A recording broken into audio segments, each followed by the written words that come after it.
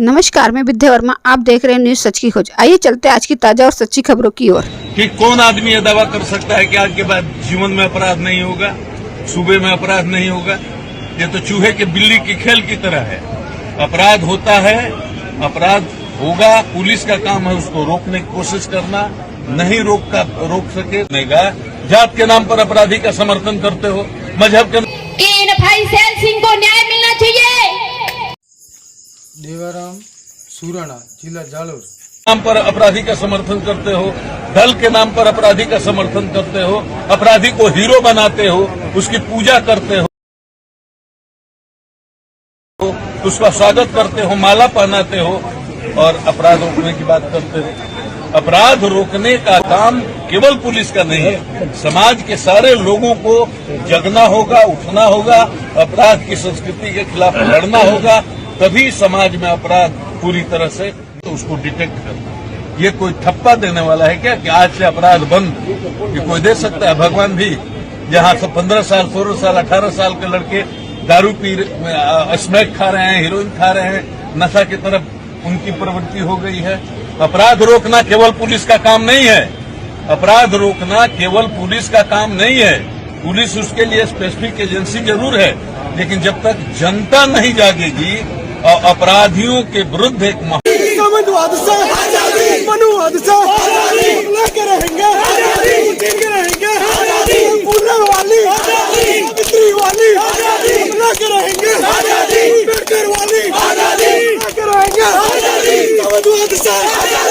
लेके और प्रशासन से परमिशन लेकर उस हिसाब से ये प्रोग्राम रखा गया था। SC/ST का जो दंड आता है, इसके बाद में हमारे कुछ लोगों ने ये धरने को समाप्त करने का आह्वान किया है और 5 बजे कुछ लोग जो ठेकेदार टाइप के लोग हैं उन्होंने समय लिया है। सेम हाउस से ज्ञापन नहीं देंगे, मैं ऐसे नहीं जाएंगे। हम पूरा समाज का दलाल मुर्दाबाद, समाज का दलाल मुर्दाबाद, समाज का दलाल मुर्दाबाद, समाज का दलाल मुर्दाबाद।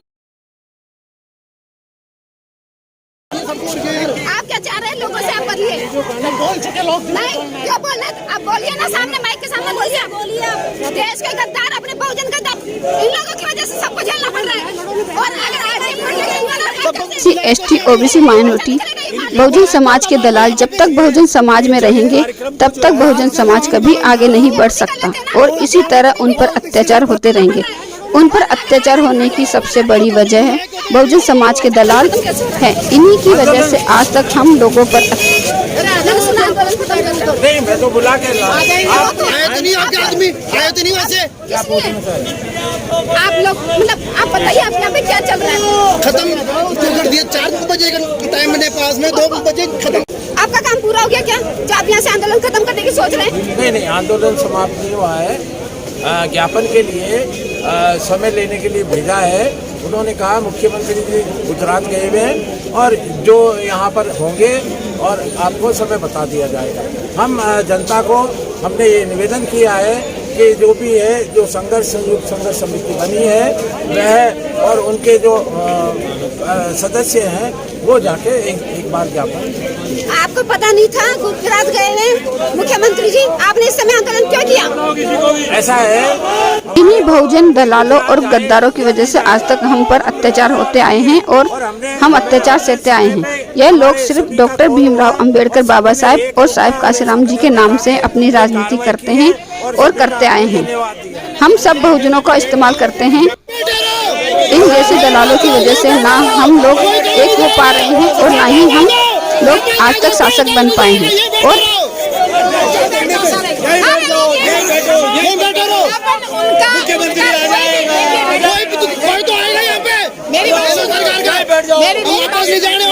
कोई ज्ञापन देने जाता है मेरी बात सुनो,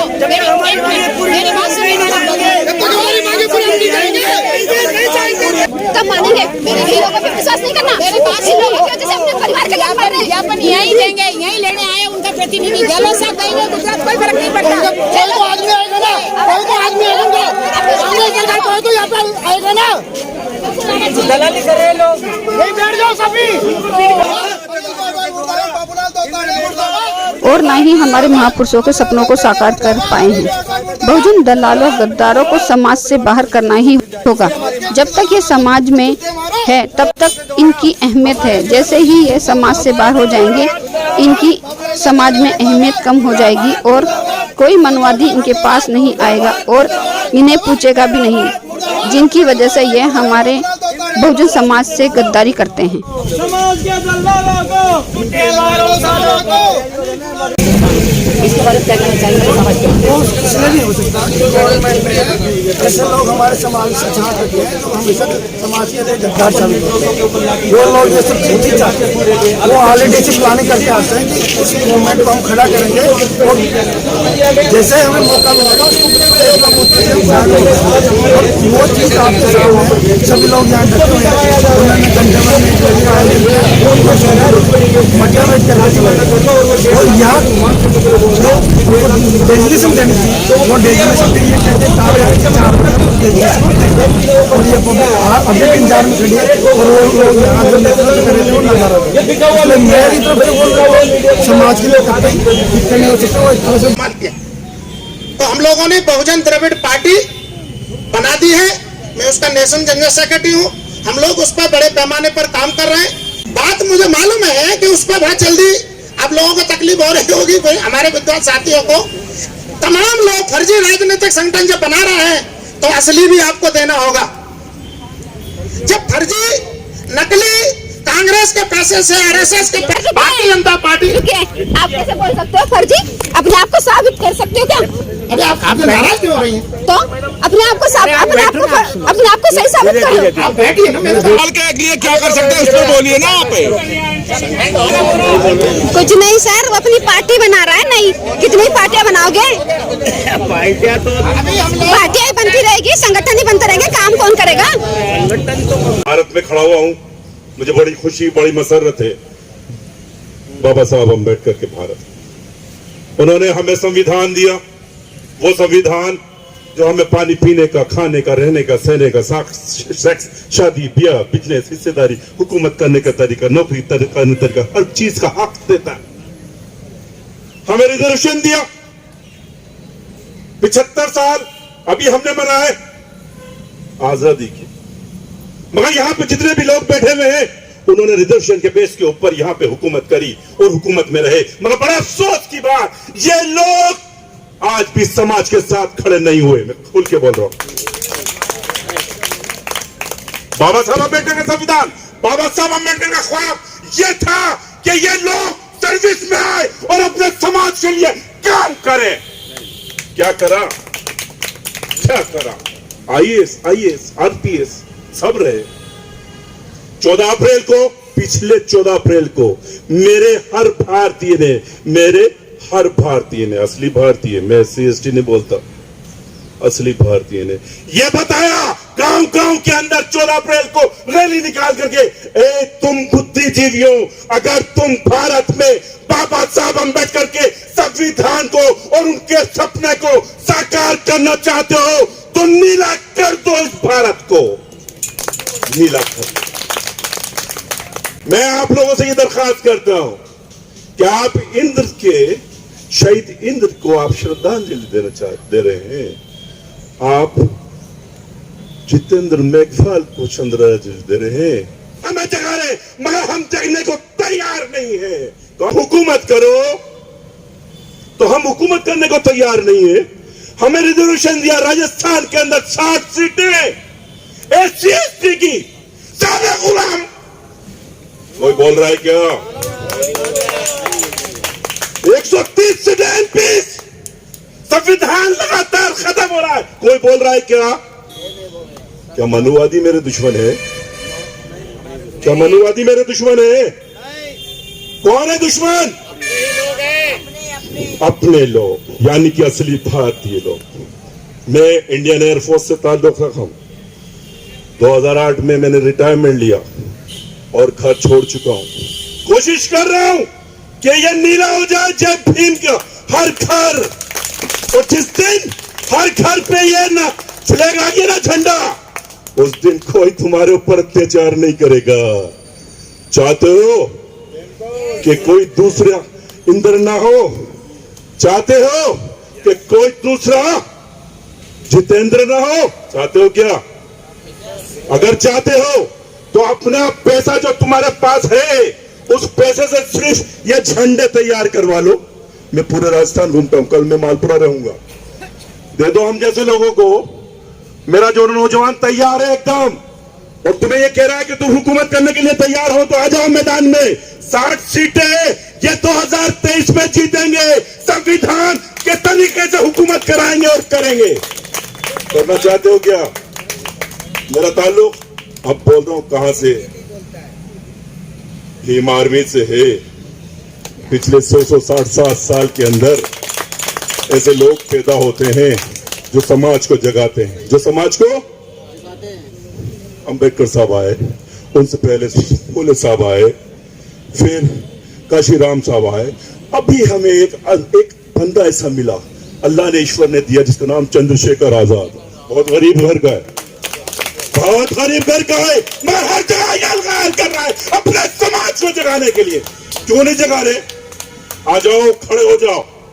अगर तुम में दम है तो तुम भी खड़े हो, और तुम्हें ये लगता है कि वो बंदा यकीनन में सही काम कर रहा है तो उसके हाथों को मजबूत करो। हमारे पास और बंदे नहीं है, हमारे पास और बंदे नहीं है।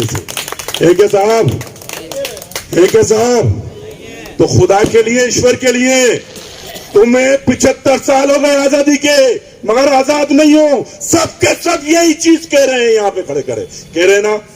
मैं कह रहा हूं कि 5-10 साल के अंदर हम पूरे भारत को आजाद करा देंगे इन मनुवादियों से, अगर तुम्हारा साथ रहा तो। लिहाजा मेरी आपसे दरखास्त है कि बराए मेहरबानी, मैं आपसे कुछ नहीं मांग रहा। मैं घर छोड़ चुका हूं, मेरा नाम शोएब खान है। इंडिया का गोल्ड मेडलिस्ट रहा, इंडिया का बेस्ट रैली रहा, एयरफोर्स में रहा, सब अल्लाह ने मुझे दिया। घर पे रह के खा पी सकता हूं, मगर छोड़ चुका हूं क्योंकि नीला करना है। लोगों के ऊपर जो जुल्म हो रहे हैं उन जुल्मों को खत्म करना है। जुल्म ऐसे खत्म होंगे जब हम पूरा भारत एक एक घर नीला कर देंगे। और जिस घर के ऊपर नीला नहीं होगा ना, समझ लो वो नफरती आतंकवादी है। कौन है वो? नफरती आतंकवादी है। और उस नफरती आतंकवादी को बड़ा आराम से हम फेंक देंगे और सलाखों को पीछे में भेज देंगे। भेज देंगे नहीं भेज देंगे? मैं अभी जोधपुर था, इंद्र कुमार साहब की वजह से, इंद्र मेघवाल की वजह से, गहलोत के इलाके में, और मैंने उससे ये कहा कि बहुत गिरफ्तारी करने का शौक है। हम यहाँ पे खड़े हुए गिरफ्तार कर नहीं आए, हमारे भाई को रोका। यकीनन मैं बता रहा हूं आपको, खौफ खा चुके हैं ये लोग, और इस खौफ को और बढ़ाने के लिए, क्योंकि आप सारे बुद्धिजीवी हैं, कुछ नहीं करना, कुछ नहीं करना, किसी को पैसे नहीं देना। बच्चा मेरा आज अक्लमंद है, सिर्फ उसको इस नीले की ताकत दे देना, इस नीले की ताकत। सारे के सारे मनुवादी अगर काबू में ना आए ना तो नाम पलट देना हमारा। यकीनन बता रहा हूं, मेरे बुजुर्गों ने अंबेडकर साहब को पार्लियामेंट में भेजा था, सावित्री देवी को स्कूल दिया था, मायावती को भी मेरे बुजुर्गों ने जिताया था यूपी में। और आज मैं भी आपके साथ खड़ा हूं इस भारत को बचाने के लिए, इस संविधान को बचाने के लिए। तैयार हो? राजस्थान में हुकूमत के लिए तैयार हो? अगर तैयार है तो यलगार करो, अंबेडकर, अंबेडकर, संविधान, संविधान। और ऐसा जो थैंक यू। मोदी सरकार मुर्दाबाद, मुर्दाबाद, मुर्दाबाद। मोदी सरकार मुर्दाबाद, मुर्दाबाद, मुर्दाबाद। संविधान जिंदाबाद, चंद्रशेखर जिंदाबाद, चंद्रशेखर जिंदाबाद, इंकलाब जिंदाबाद, इंकलाब जिंदाबाद, इंकलाब जिंदाबाद, इंकलाब जिंदाबाद। सरकार भाई क्यों नहीं बोलते? लगाने उन्हीं की वजह से ये सारा हो रहा है। अगर वही मान जाए तो फिर अपन को ये सब करना पड़ता क्या? सुनो सुनो सुनो सुनो, 10 और की चाबी अंबेडकर जिंदाबाद, अंबेडकर जिंदाबाद, संविधान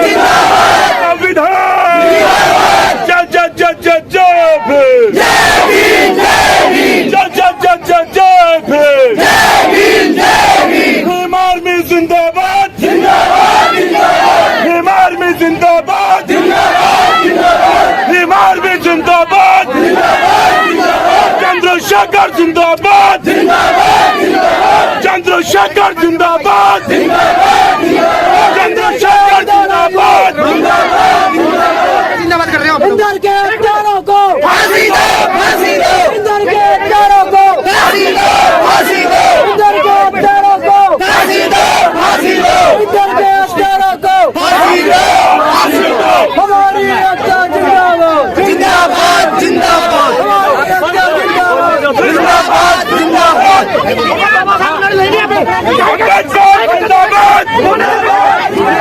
अम्बेडकर जिंदाबाद अम्बेडकर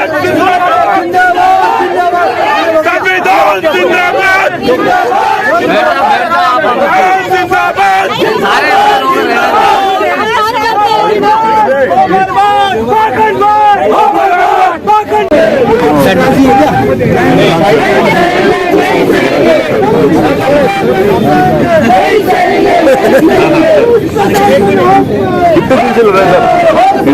अब अलग अलग दुकान खोल करके आए हो तो हम कहते हैं कि हमें नरेंद्र मोदी लगाओ। 24 तारीख को वहां तक तो श्रीलंका तक तो अलाउ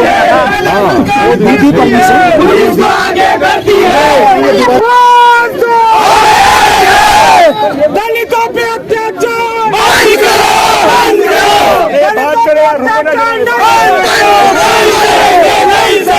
दलितों पे अत्याचार नहीं सहेंगे आवाज दो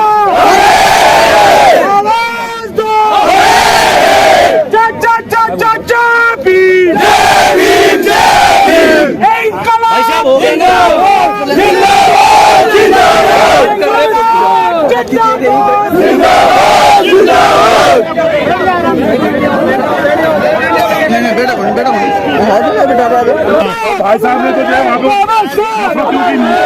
मीटिंग भी करा दी और हमें जाने भी नहीं दे रहे।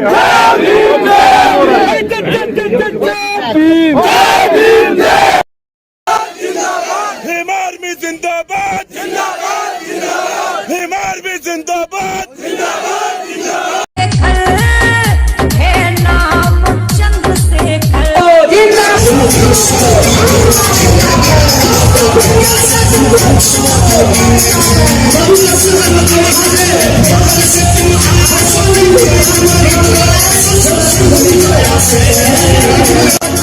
नमस्कार, मैं विद्या वर्मा हूँ सच की खोज से। आज हम आए हैं भीम आर्मी भारत एकता मिशन के 7वें स्थापना दिवस पर दिल्ली के ताल कटोरा स्टेडियम में मना रहे पहले राष्ट्रीय अधिवेशन में शामिल होने।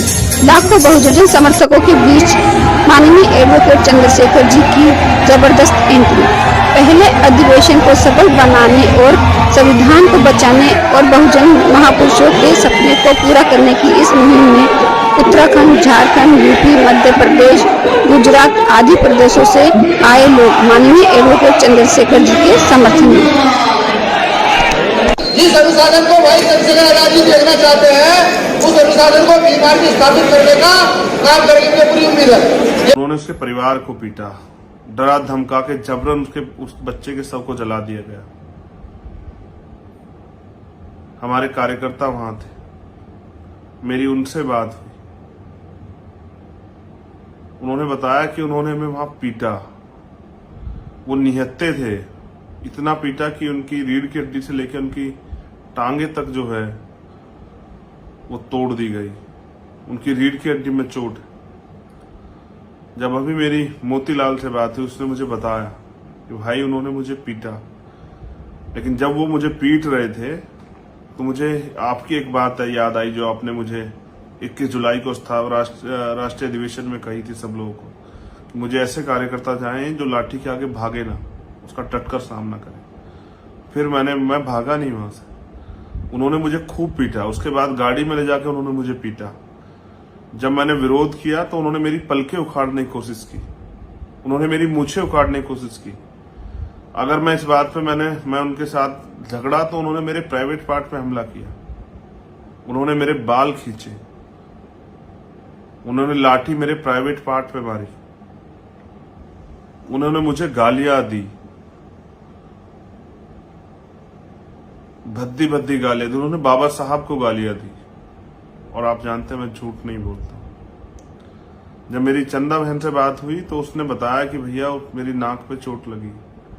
लेकिन हम नहीं भागे। लेकिन मुझे चंदा ने मुझसे कहा कि भाई मुझे दुख इस बात का नहीं कि मुझे चोट लगी, लेकिन उसके पिताजी को पीटा गया, उसकी माँ को पीटा गया, बहुत बुरी तरीके से पीटा गया, उनको डराया धमकाया गया। मैंने पूछा कि सब कैसे चला तुम लोग वहां थे, तो कहा कि पुलिस ने हमें उठा लिया और पुलिस ने सब जबरन जलवाया। हमने हाथरस में देखा तो हमने ये भी देखा कांग्रेस के सीनियर नेता वो लड़ रहे थे यहाँ उत्तर प्रदेश में कि नहीं ये अन्याय हुआ है, लेकिन जब वहां आपकी सरकार अन्याय करती है, जब वही जाति आपकी सरकार करती है, तब आपका दलित प्रेम कहां चला जाता है?